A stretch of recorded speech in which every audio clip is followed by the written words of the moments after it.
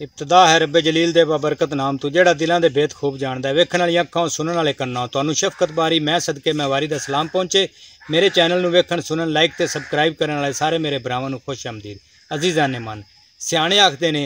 भी रिश्ता मकान दा ते घोड़ा थान दा। बई आ ना हुण आपस दे विच जिहड़ियां बरादरियां दा भैणां भरावां दा एडा चंगा बरताव कोई नहीं है भी तेर पितरेर मसेर ते जे उन्हां दा आपस दे विच कोई धियां पुत्रां दे या बिरा आपस दे विच कोई रिश्ते करन वो कोई नहीं। बस नफरतां जिहड़ियां ना वो बड़ियां घणियां हो गईयां ने ते मुड़ धियां पुत्रां दा रिश्ता करन वास्ते सानू नोखी निकलना पौंदा है। ते नोखी निकलण वास्ते असीं किसे तू मैं नूं आने भी यार कोई चंगा रिश्ता या घर बूआ होवे ते सानू विखाविया जे। ते वो मुड़ रिश्ता विखावन वालियां नूं ये हुंदा है भी उन्हां कुछ चार ने इदू लै उदू लै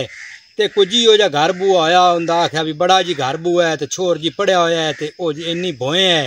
ते आए माल डंगर ते ओ इन्ना करते लै ओ जट दे लालच पिछे ओ किसे दे धी पुत्र दा ओ जिंदगी पूरी दा निज़ाम हुंदा है जान नुकसान हो गया की फायदा। भी ये बेटियां दे जेहड़े रिश्ते हुंदे हैं ना जी ये उन्होंने जा ते कोई एक अद्धा घर नहीं बसाना हुंदा ओ जा ते उन्हां पूरियां पूरियां नस्लां दे मालक बनना हुंदा है उन्होंने। जे किसी ने कोई गल की तो उन्होंने सीधी गल की बई अल्लाह दे बंदो आए उन्हों का घर बूआ है तो आए छोर है तो आए उनका बेटी का है मामला ताजे वो आदा एक दूए वेखते ते आदा चंगी तरह वेख जोखते ते ओ धी पुत्र का रिश्ता कर लवन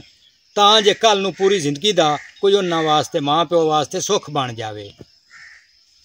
बंदा सी ते उनदे कोल दो पुत्र आन उन्हां नूं दिसदा कोई नहीं आ।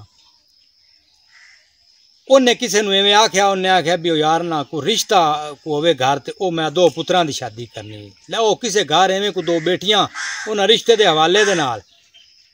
ओ ना आखे जी आओ जी वेख वूख लो जी छोर बड़े चंगे ने जी ते चंगे खांदे पींदे घर दे ने ते ओ आ ते रिश्ता वेख लो। चलो ओ को टाइम बन गया उन्हां दी तैयारी कीती छोरां वालियां ते ओ जिन्हां ने आउणा सी रिश्ता वेखण उन्हां नूं किदू भणक लगी भी ओ छोरां नूं तां दिसदा कोई नहीं ओ कोई ना आए। हुण घर बैठे तैयार होकर रोटी टुकर पका के ते ओ अंदरों निकलन ना झटे पिछों ते ओ पुछण छोर भी अब्बा जी पुराने आ गए ने